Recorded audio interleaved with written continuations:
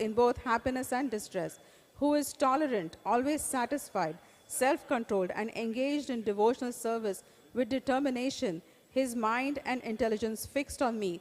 Such a devotee of mine is very dear to me.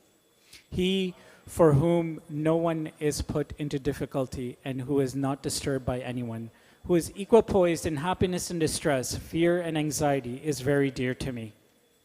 My devotee who is not dependent on the ordinary course of activities, who is pure, expert, without cares, free from all pains, and not striving for some result, is very dear to me. One who neither rejoices nor grieves, who neither laments nor desires, and who renounces both auspicious and inauspicious things. Such a devotee is very dear to me.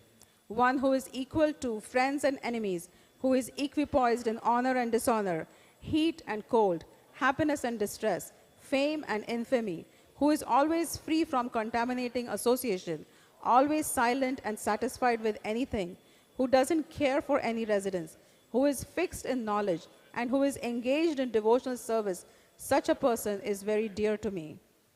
Those who follow this imperishable path of devotional service and who completely engage themselves with faith, making me the supreme goal, are very, very dear to me. Thus ends the Bhaktivedanta purpose to the 12th chapter of the Srimad Bhagavad Gita in the matter of devotional service.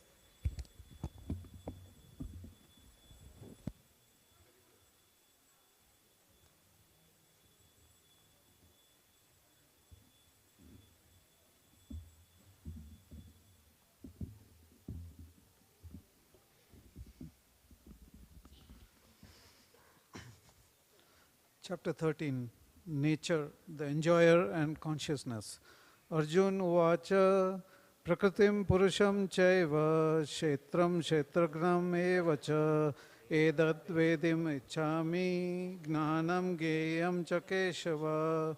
Shri Bhagavan uvacha idam shariram kaunteya kshetram iti abhidiyate etadyo veti tam prahu kshetragna iti tadvida. Kshetragnam chapi mam vidi sarva kshetreshu bharata kshetra kshetragnayor jnanam yattaj jnanam matam mama tat kshetram yaccha yadrakcha yad vikara yatascha yat sacha yo yat prabhavascha tat samasena me shrunu. Rishbir Buddha Gitam Chandobir Vividhe Prathak Brahma Sutra Padascheva Hetu Madbir Vinishchite Mahabhutani Ahankaro Buddhir Avyaktam Evacha Indriyani Dashaikam Cha Pancha Chendriya Gochara Ichcha Dvesha Sukha Dukkham Sangatas Dhriti Etat kshetram samasena savikaram udharatam amanitvam adambitvam ahimsa shantirajhavam acharyopasanam saucham stairyam atma vinigraha indriyartheshu vairagyam ahankara evacha janma mrityu jara vyadi dukkha doshanudarshanam asaktiranabhisanga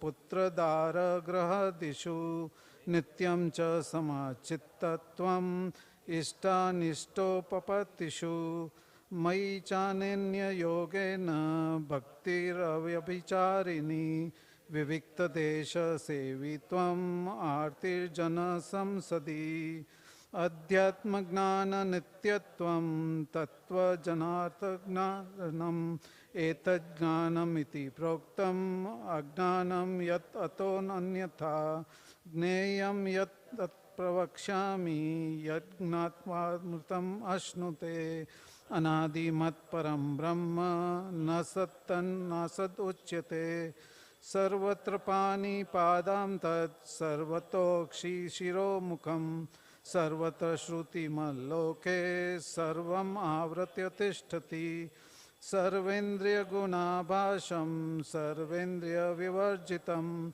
asaktam sarvabrachaiva nirgunam gunabhoktarcha bahirantascha bhutanam acharam charam evacha सूक्ष्मवात् तद् अविज्ञेयं दूरस्थं चान्तिके च तद् अविभक्तं च भूतेषु विभक्तम् इव च स्थितं भूतभर्तर् च तद्येयं ग्रसिष्णु प्रभविष्णु च ज्योतिषामपि तज्ज्योतिस्तमस्परमुच्यते ज्ञानं ज्ञेयं ज्ञानगम्यं हृदि सर्वस्य विष्ठितम् इति क्षेत्रं तथा ज्ञानं ज्ञेयं चोक्तं समासतः मद्भक्तस्तैतद्विज्ञाय मद्भावापपद्यते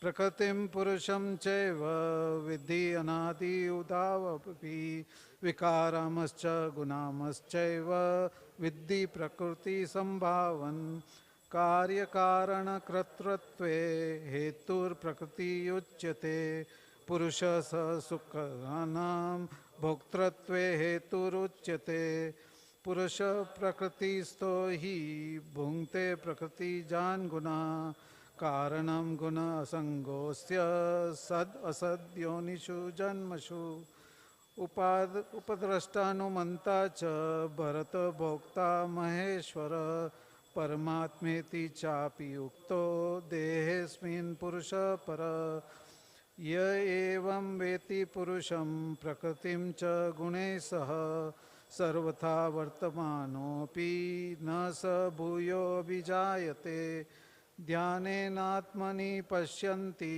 केचिदात्मनाम् आत्मनः न्यसाङ्ख्येन योगेन कर्मयोगेन चापरे अन्ये त्वमेवम् अज्ञानतः श्रुत्वा नेभ्य उपासते ते अपि चिता तरन्ति एव मृत्युं श्रुतिपरायणा यावत् सञ्जायते किञ्चित् सत्त्वं स्थावरजङ्गमं क्षेत्रक्षेत्रज्ञसंयोगात् तद्विधि भरतर्षभ समं सर्वेषु भूतेषु तिष्ठन्तं परमेश्वरं विनश्यत्स्व अविनश्यन्तं यः पश्यति स पश्यति समं पश्यं हि सर्वत्र समत्वितम् ईश्वरं न हिनस्ति आत्मनामात्मनं ततो याति परां गतिं प्रकृत्यैव च कर्माणि क्रियमाणानि सर्वशः यः पश्यन्ति तथात्मानम् अकर्तारं स पश्यति यदा भूता पृथग्भावम् एकस्थम् अनुपश्यति तत एव च विस्तारं ब्रह्म सम्पद्यते तदा अदान्वितन्निर्गुणावात् परमात्मनयम् अव्यय शरीरस्थोऽपि कौन्तेय न करोति न लिप्यते यथा सर्वगतं सौक्ष्म्याद् आकाशं नोपलिप्यते सर्वत्रावस्थितो देहे तथात्मा नोपलिप्यते यथा प्रकाशस्यत्येक कृत्स्नं लोकम् इमं रवि क्षेत्रं क्षेत्र तथा कृत्स्नं प्रकाशयति भारत क्षेत्र क्षेत्रज्ञयोरेवम् अन्तरं ज्ञानचक्षुषा भूता प्रकृति मोक्षं च ये विदुर्यान्ति ते परम्.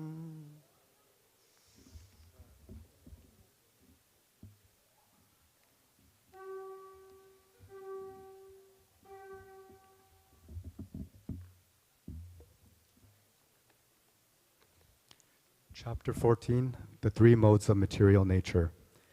The Supreme Personality of Godhead said, "Again I shall declare to you the supreme wisdom, the best of all knowledge, knowing which all the sages have attained the supreme perfection. By becoming fixed in this knowledge, one can attain to the transcendental nature like my own. Thus established, one is not born at the time of creation or disturbed at the time of dissolution. The total material substance, called Brahman, is the source of birth, and it is that Brahman that I impregnate, making possible the births of all living beings, O son of Bharata.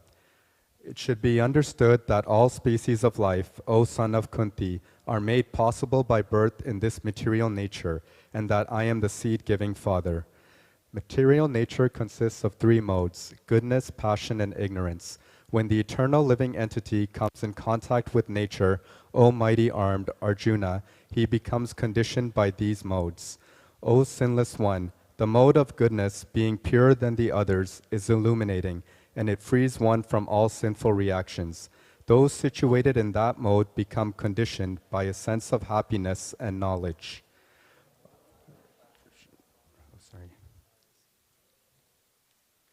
The mode of passion is born of unlimited desires and longings, O son of Kunti, and because of this, the embodied living entity is bound to material fruitive actions. O son of Bharata, know that the mode of darkness, born of ignorance, is the delusion of all embodied living entities. The results of this mode are madness, indolence, and sleep, which bind the conditioned soul. O son of Bharata, the mode of goodness conditions one to happiness. Passion conditions one to fruitive action, and ignorance, covering one's knowledge, binds one to madness. Sometimes the mode of goodness becomes prominent, defeating the modes of passion and ignorance, O son of Bharata. Sometimes the mode of passion defeats goodness and ignorance, and at other times ignorance defeats goodness and passion. In this way, there is always competition for supremacy. The manifestations of the mode of goodness can be experienced when all the gates of body are illuminated by knowledge. O chief of the Bharatas, when there is an increase in the mode of passion, the symptoms of great attachment, fruitive activity, intense endeavor, and uncontrollable desire and hankering develop. When there is an increase in the mode of ignorance, O son of Kuru, darkness, inertia, madness, and illusion are manifested. When one dies in the mode of goodness, he attains to the pure higher planets of the great sages. When one dies in the mode of passion, he takes birth among those engaged in fruitive activities. And when one dies in the mode of ignorance, he takes birth in the animal kingdom. The result of pious action is pure and is said to be in the mode of goodness. But action done in the mode of passion results in misery, and action performed in the mode of ignorance results in foolishness. From the mode of goodness, real knowledge develops. From the mode of passion, greed develops. And from the mode of ignorance develop foolishness, madness, and illusion. Those situated in the mode of goodness gradually go upward to the higher planets. Those in the mode of passion live on the earthly planets, and those in the abominable mode of ignorance go down to the hellish worlds.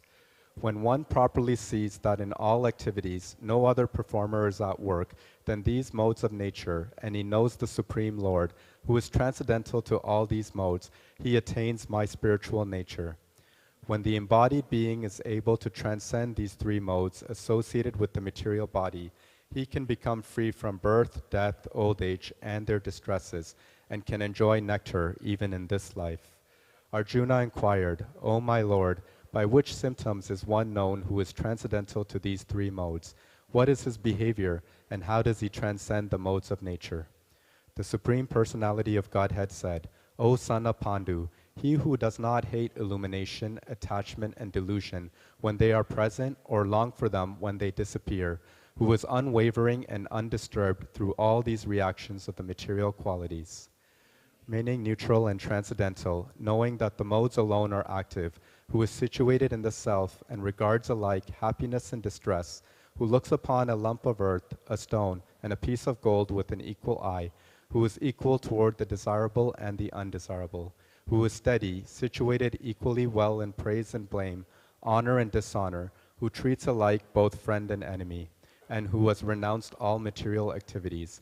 Such a person is said to have transcended the modes of nature. One who engages in full devotional service, unfailing in all circumstances, at once transcends the modes of material nature and thus comes to the level of Brahman. And I am the basis of the impersonal Brahman, which is immortal, imperishable, and eternal, and it is the constitutional position of ultimate happiness.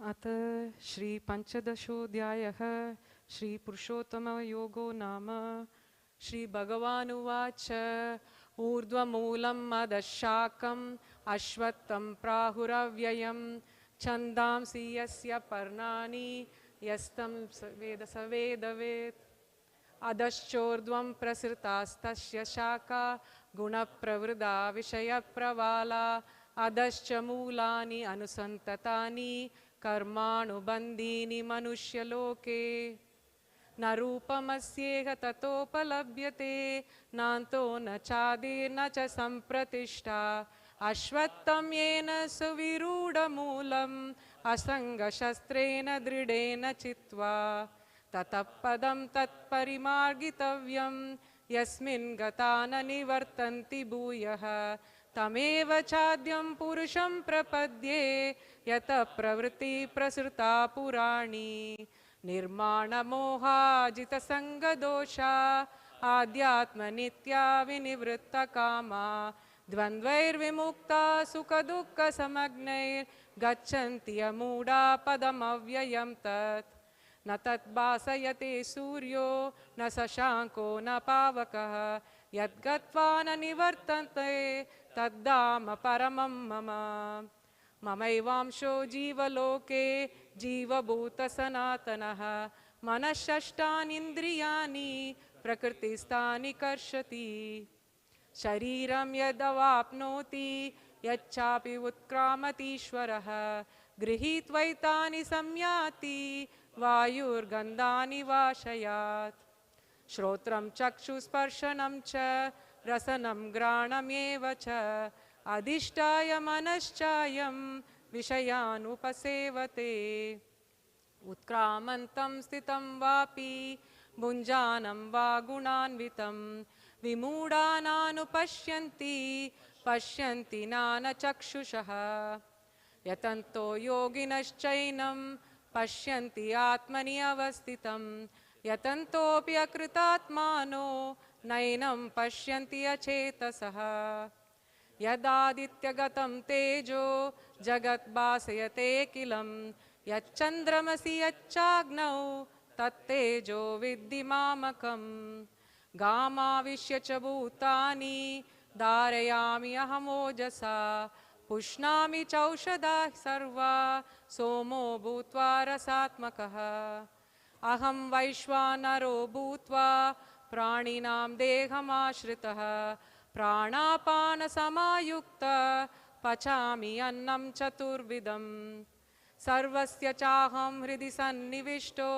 मतस्मृतिर्ज्ञानमपोहनं च वेदैश्च सर्वैरहमेव वेद्यो वेदान्तकृद्वेदविदेव चाहं द्वाविमौ पुरुषौ लोके क्षरश्चाक्षर एव च क्षरः सर्वाणि भूतानि कूटस्थो अक्षर उच्यते उत्तमपुरुषस्त्वन्य परमात्मेति उदाहृतः यो लोकत्रयमाविश्य विवर्ति अव्यय ईश्वरः यस्माक्षरम् अतीतोऽहम् अक्षरात् अविचोत्तमः अतोऽस्मि लोके वेदे च प्रतितः पुरुषोत्तमः यो मामेवम् असम्मूढो जानाति पुरुषोत्तमं स सर्वविद् भजति मां सर्वभावेन भारत इति गुह्यतमं शास्त्रम् इदम् उक्तं मया नघ एतद्बुद्ध्वा बुद्धिमान् स्यात्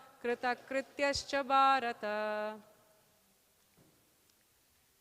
ओम तत्सदिति श्रीमद्भगवद्गीतासु ब्रह्मविद्यायां योगशास्त्रे श्रीकृष्णार्जुनसंवादे पुरुषोत्तमो योगो नाम पंचदशोऽध्यायः।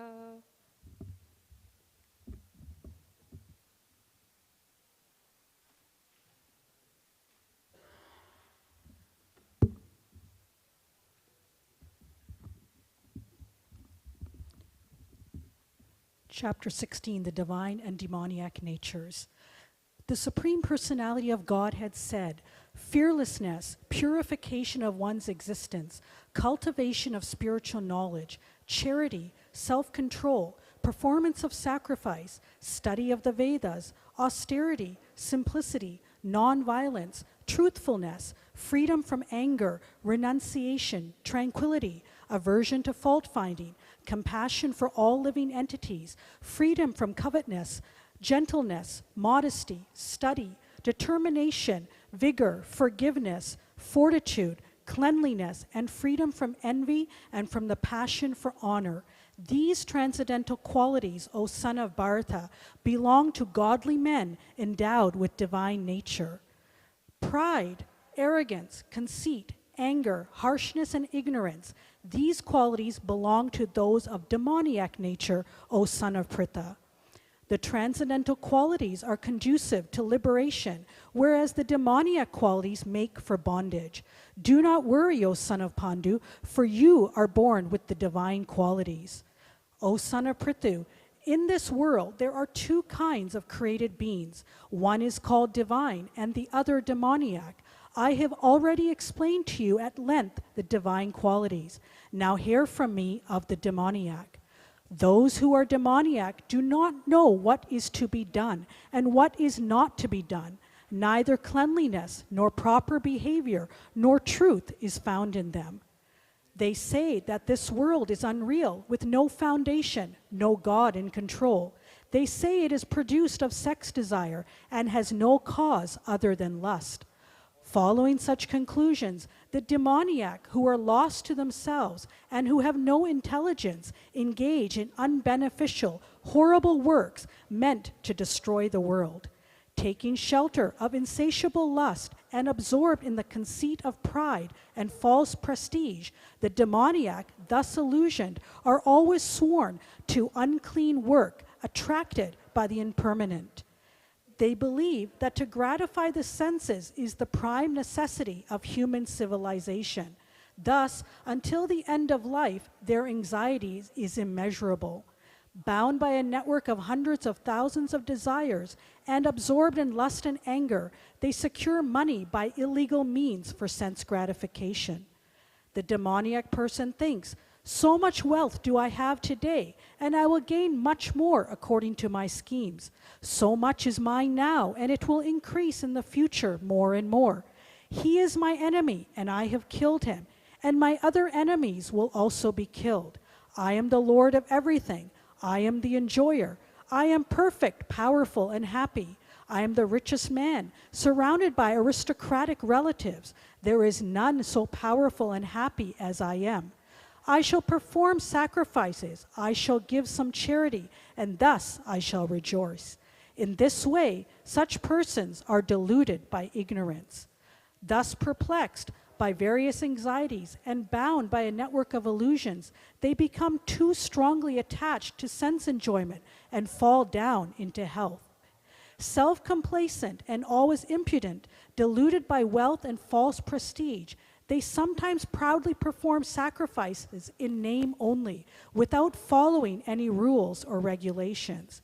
Bewildered by false ego, strength, pride, lust, and anger, the demons become envious of the Supreme Personality of Godhead, who is situated in their own bodies and in the bodies of others, and blaspheme against the real religion. Those who are envious and mischievous, who are the lowest among men, I perpetually cast into the ocean of material existence, into various demoniac species of life. Attaining repeated birth and death, birth amongst the species of demoniac life, O son of Kunti, such persons can never approach me. Gradually, they sink down to the most abominable type of existence. There are 3 gates leading to this hell: lust, anger, and greed. Every sane man should give these up, for they lead to the degradation of the soul. The man who has escaped these 3 gates of hell, O son of Kunti, performs acts conducive to self-realization, and thus gradually attains the supreme destination. He who discards scriptural injunctions and acts according to his own whims attains neither perfection nor happiness, nor the supreme destination. One should therefore understand what is duty and what is not duty by the regulations of the scriptures. Knowing such rules and regulations, one should act so that he may gradually be elevated.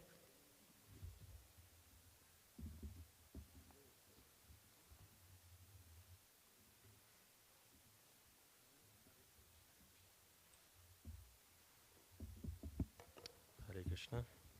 अतः सप्तदशोऽध्यायः श्रद्धात्रयविभागयोगः अर्जुन उवाच ये शास्त्रविधिमुत्सृज्य यजन्ते श्रद्धयान्विताः तेषां निष्ठा तु का कृष्ण सत्वम् आहो रजस्तमः श्रीभगवानुवाच त्रिविधा भवति श्रद्धा देहिनां सा स्वभावजा सात्विकी राजसी चैव तामसी चेति तां शृणु सत्त्वानुरूपसर्वस्य श्रद्धा भवति भारत श्रद्धामयो अयं पुरुषो यो च श्रद्धस एव सः यजन्ते सात्विका देवान् यक्षराक्षांसि राजसाः प्रेतान् भूतागणांश्चान्ये यजन्ते तमसा जनाः अशास्त्रविहितं घोरं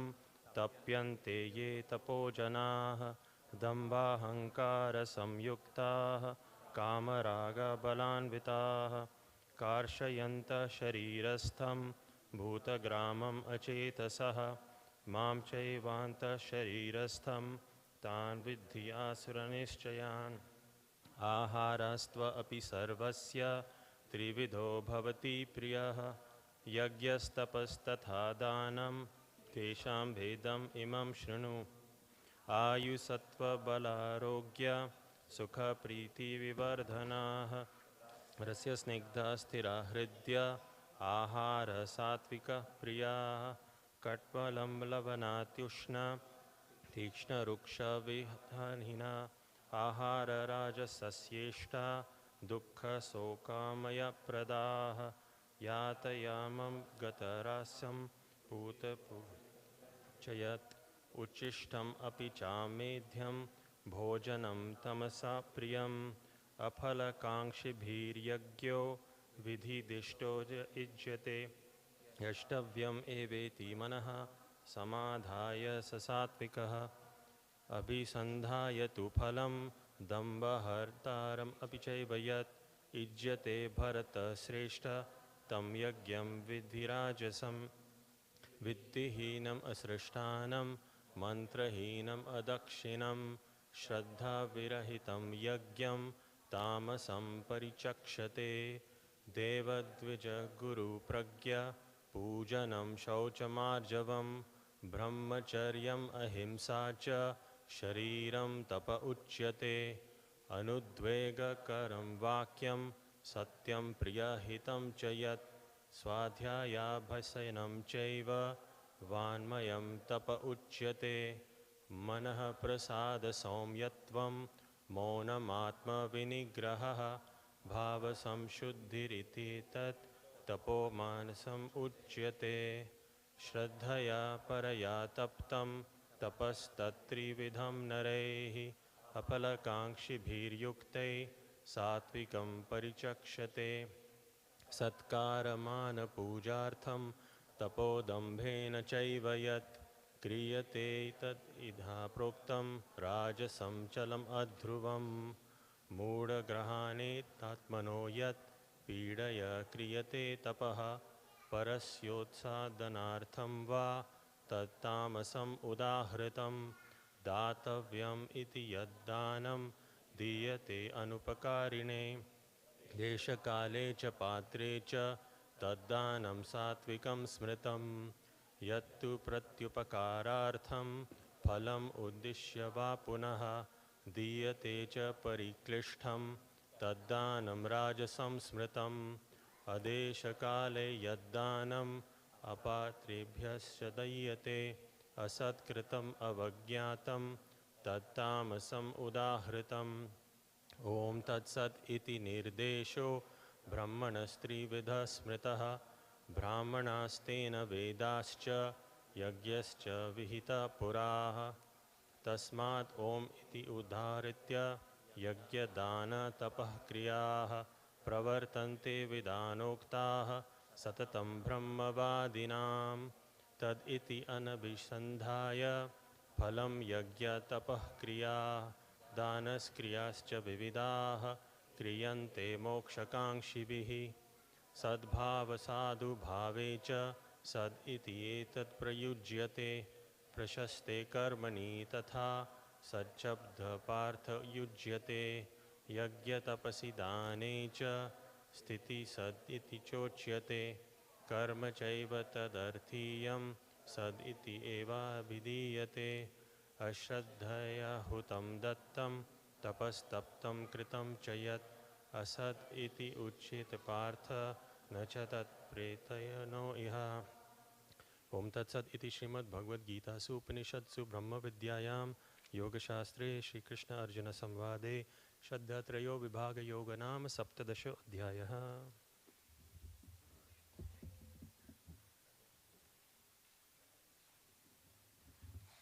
Hare Krishna. Final chapter. Hari Bol. Chapter 18, conclusion. Okay. Arjuna said, O mighty armed one, I wish to understand the purpose of renunciation, tyaga, and of the renounced order of life, sannyas, O killer of the Keshi demon, master of the senses. The Supreme Personality of Godhead said, the giving up of activities that are based on material desire is what great learned men call the renounced order of life, sannyas. And giving up the results of all activities is what the wise call renunciation, tyaga. Some learned men declare that all kinds of fruitive activities should be given up as faulty, yet other sages maintain that acts of sacrifice, charity, and penance should never be abandoned.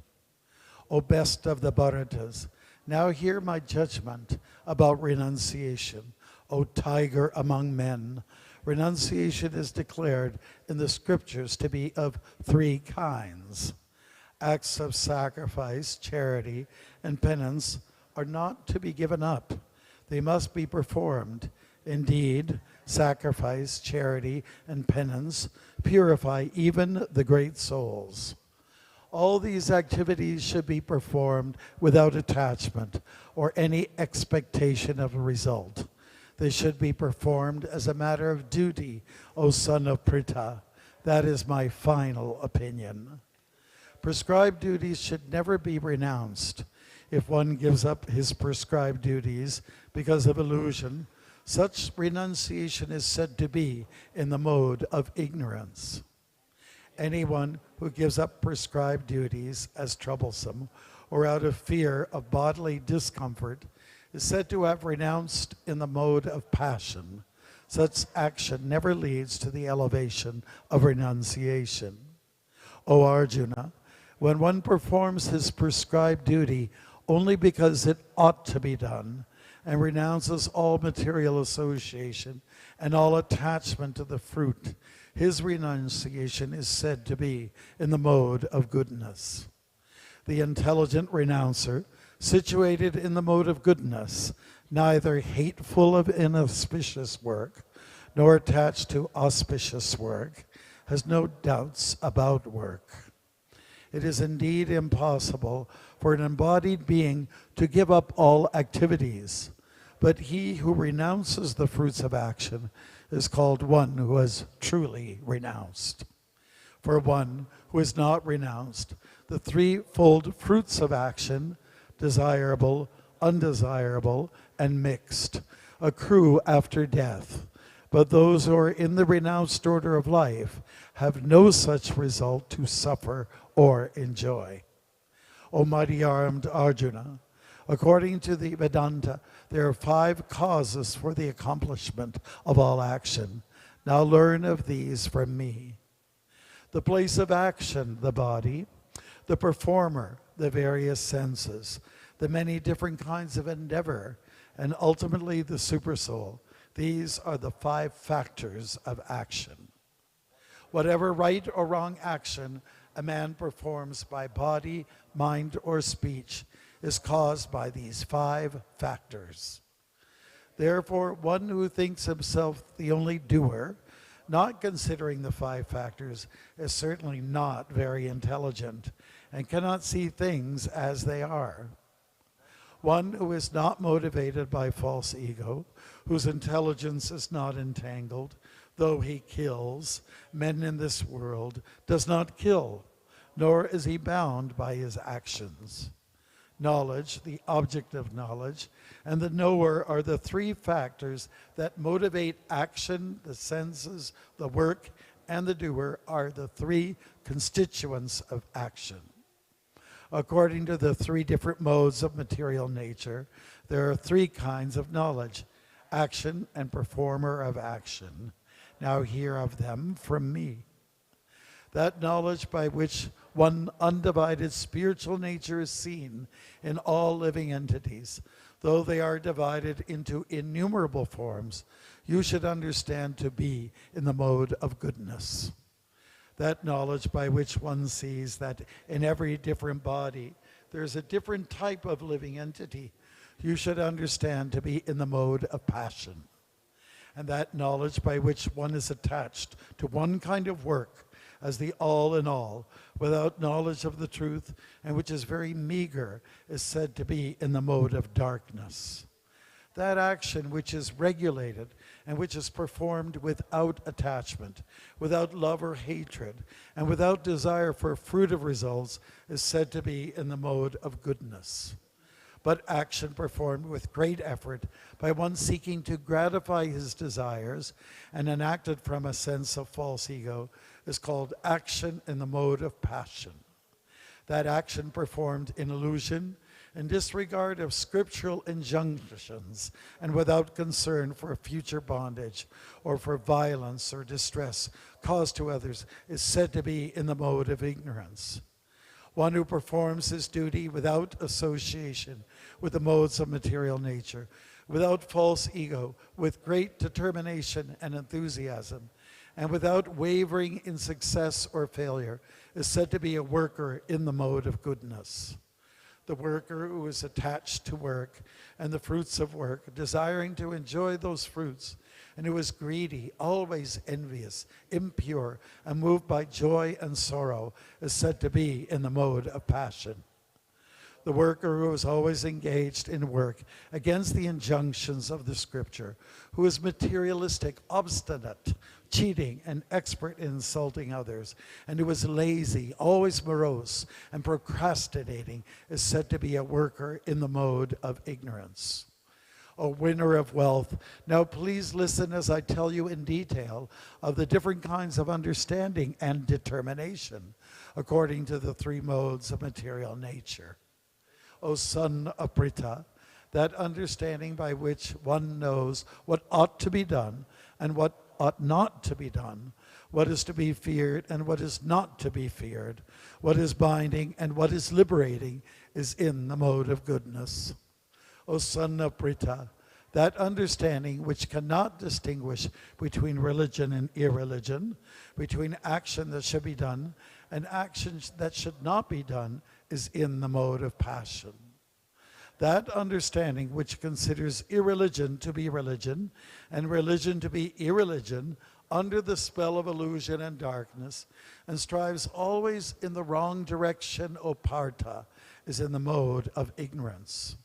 O son of Pritha, that determination which is unbreakable, which is sustained with steadfastness by yoga practice, and which thus controls the activities of the mind, life, and senses, is determination in the mode of goodness. But that determination by which one holds fast to fruitive results in religion, economic development, and sense gratification is of the nature of passion, O Arjuna. And that determination, which cannot go beyond dreaming, fearfulness, lamentation, moroseness, and illusion, such intelligent determination, O son of Pritha, is in the mode of darkness. O best of the Bharatas, now please hear from me about the three kinds of happiness by which the conditioned soul enjoys, and by which he sometimes comes to the end of all distress. That which in the beginning may be just like poison, but at the end is just like nectar, and which awakens one to self-realization, is said to be happiness in the mode of goodness. That happiness, which is derived from contact of the senses with their objects, and which appears like nectar at first, but poison at the end, is said to be of the nature of passion. And that happiness, which is blind to self-realization, which is delusion from beginning to end, and which arises from sleep, laziness, and illusion, is said to me of the nature of ignorance.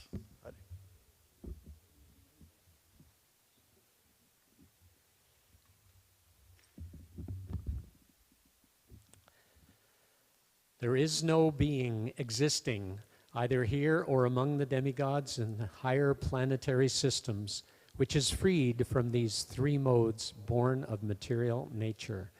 Brahmins, Kshatriyas, Vaishyas, and Sudras are distinguished by the qualities born of their own natures in accordance with the material modes, O chastiser of the enemy.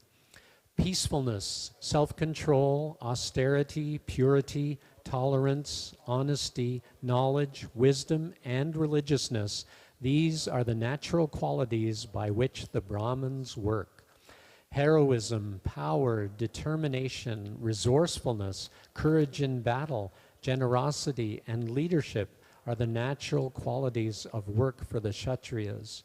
Farming, cow protection, and business are the natural work for the Vaishyas, and for the Sudras there are labor and service to others.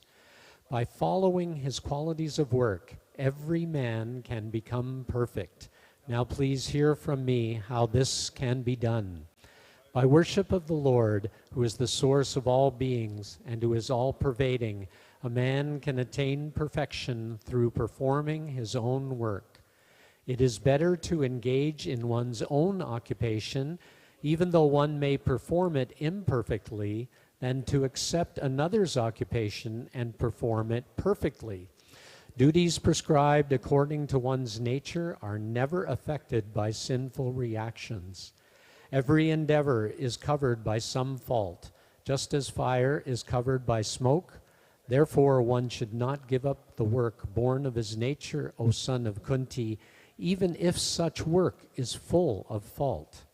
One who is self-controlled and unattached, and who disregards all material enjoyments, can obtain by practice of renunciation the highest perfect stage of freedom from reaction.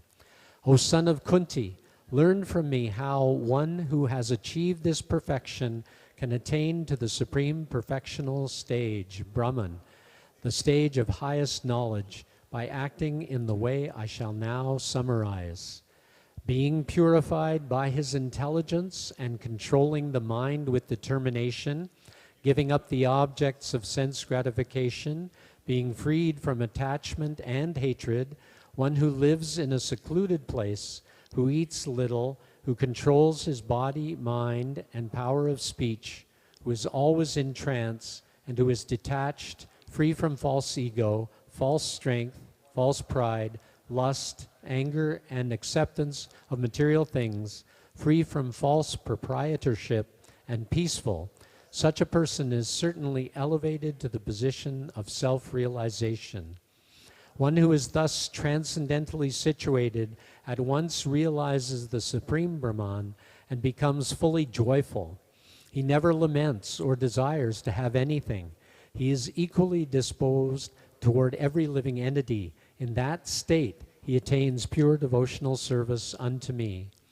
One can understand me as I am, as the Supreme Personality of Godhead, only by devotional service. And when one is in full consciousness of me by such devotion, he can enter into the kingdom of God. Though engaged in all kinds of activities, my pure devotee, under my protection, reaches the eternal and imperishable abode by my grace. In all activities, just depend upon me and work always under my protection. In such devotional service, be fully conscious of me. If you become conscious of me, you will pass over all the obstacles of conditioned life by my grace. If, however, you do not work in such consciousness, but act through false ego, not hearing me, you will be lost. If you do not act according to my direction and do not fight, then you will be falsely directed. By your nature, you will have to be engaged in warfare. Under illusion, you are now declining to act according to my direction. But compelled by the work born of your own nature, you will act all the same, O son of Kunti. The Supreme Lord is situated in everyone's heart, O Arjuna, and is directing the wanderings of all living entities who are seated as on a machine made of the material energy. O Scion of Bharata, surrender unto him utterly. By his grace you will attain transcendental peace and the supreme and eternal abode. Thus I have explained to you knowledge still more confidential. Deliberate on this fully, and then do what you wish to do. Because you are my very dear friend, I am speaking to you my supreme instruction, the most confidential knowledge of all. Hear this from me, for it is for your benefit. Always think of me, become my devotee, worship me, and offer your homage unto me. Thus you will come to me without fail. I promise you this because you are my very dear friend. Abandon all varieties of religion and just surrender unto me. I shall deliver you from all sinful reactions. Do not fear. This confidential knowledge may never be explained to those who are not austere or devoted or engaged in devotional service, nor to one who is envious of me. For one who explains this supreme secret to the devotees, pure devotional service is guaranteed, and at the end he will come back to me. There is no servant in this world more dear to me than he, nor will there ever be one more dear. And I declare that he who studies this sacred conversation of ours worships me by his intelligence. And one who listens with faith and without envy becomes free from sinful reactions and attains to the auspicious planets where the pious dwell. O son of Pritha, O conqueror of wealth, have you heard this with an attentive mind? And are your ignorance and illusions now dispelled? Arjuna said, My dear Krishna, O infallible one, my illusion is now gone. I have regained my memory by your mercy. I am now firm and free from doubt and am prepared to act according to your instructions. Sanjaya said, Thus I have heard the conversation of the two great souls, Krishna and Arjuna. And so wonderful is that message that my hair is standing on end. By the mercy of the Yas, I have heard these most confidential talks directly from the master of all mysticism, Krishna, who was speaking personally to Arjuna. O king, as I repeatedly recall this wondrous and holy dialogue between Krishna and Arjuna, I take pleasure being thrilled at every moment. O king, as I remember the wonderful form of Lord Krishna, I am struck with wonder more and more, and I rejoice again and again. Wherever there is Krishna, the master of all mystics, and wherever there is Arjuna, the supreme archer, there will also certainly be opulence, victory, extraordinary power, and morality. That is my opinion. Om Tat Sat. Srimad Bhagavad Gita ki jai. Srila Prabhupada ki jai. Hare Krishna. So we all participated today in a yagya of reciting all the 18 chapters of the Bhagavad Gita. And I'm sure you all feel very fortunate that we could have been anywhere else, but we were here today reciting the Bhagavad Gita. We did one part of the yagya, which is to read the Bhagavad Gita. Now it's our turn to do the second part of the yagya, which is to radiate or share the Bhagavad Gita. There are many, many, many people who are outside this room who have probably never heard of the Bhagavad Gita. And on this very special day, auspicious day of Gita Jayanti, as we read in the 18th chapter, there is no one more dear to me than he who shares this knowledge.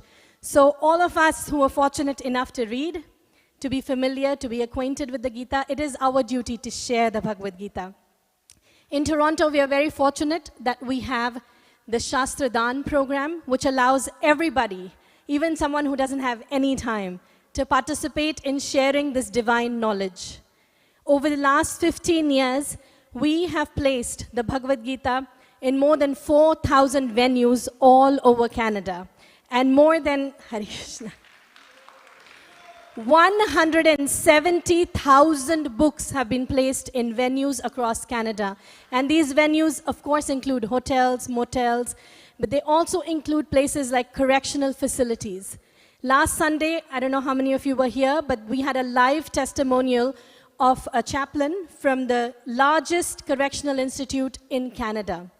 He was describing how the Bhagavad Gita that was placed because of donations of devotees like yourselves, there are people in that correctional institution who have nothing to do with any kind of a background knowing about Krishna or the Bhagavad Gita, but their lives transformed. So much so that they actually asked for a Srimad Bhagavatam right in the prison. 2 sets of Srimad Bhagavatam. So, Hare Krishna. There's a lot of good causes, but there's only one great cause. And that cause is to give someone knowledge. Because knowledge is the end of all suffering. You can do many acts of charity, give somebody food, give somebody clothes, but if they're destined to suffer, they are going to suffer. It's the law of karma, unfortunately. But when we interject their lives with knowledge, it allows them an opportunity to access divine wealth. So today, I won't take more of your time. I know everybody's waiting for Prasadam. But today, on this very special day, please don't hold back. Come forward, participate in the Gift of Gita program. We have these cards. We have convenient online options by which you can donate. 1 box of Bhagavad Gitas that has 24 copies only costs $156. Please, there is no minimum and there is no maximum. Some people give all their lives, you give what you can because your donation is going to make a big difference. Every little bit counts. It's changing the world one person at a time. So please don't hold back. We have a goal of 28,000 Bhagavad Gitas in Toronto, and Krishna willing, by all your support, we will do it. Please come forward. Today is the day, auspicious day of Gita Jayanti. Make your donations count. Hare Krishna. Hare Krishna. Okay, so how many of you participated from the beginning to the end, reading all the chapters of the Bhagavad Gita? Put up your hands.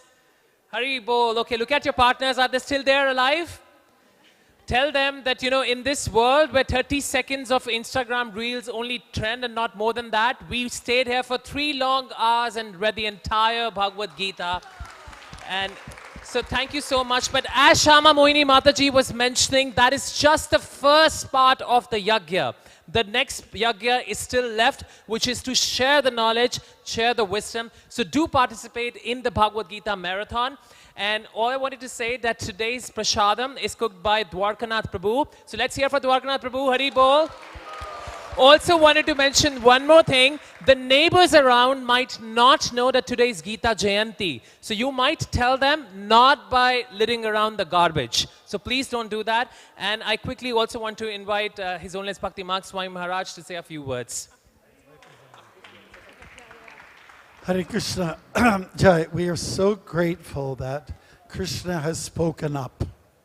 And so this is all about sharing. And just to, let's say, agitate a little bit of competition, I was in our Mississauga facility last Sunday, and the devotees there got together, pledged for 1,300 Bhagavad Gitas in Spanish for the Cuban population. Hare Krishna. So it's a new direction, and these are the kind of things we can do. So let's thank Mississauga. Yeah, now you're up for some competition. Haribol. Okay, thank you, Maharaj. And we have a quick announcement from Monisha. She has a great news for holiday season coming up. What's that? Yes, so it's December now, which means people are usually kind of off work. And if you want to celebrate the holiday season, the best way to celebrate is by chanting the holy name. So on December 22nd, from 2 to 6 p.m., we're going to have an amazing holiday kirtan. So please join us. It's Sunday, December 22nd. Mark your calendars, and it's going to be amazing. Perfect. So we look forward to see you on December 22nd. Yes. And of course, every Sunday for our Sunday Feast program. Thank you so much for participating in the Bhagavad Gita Marathon by reading it today and of course by participating. Hare Yes, Krishna. and when you join us on December 22nd, please wear red or green, or both. Thank you. Haribol.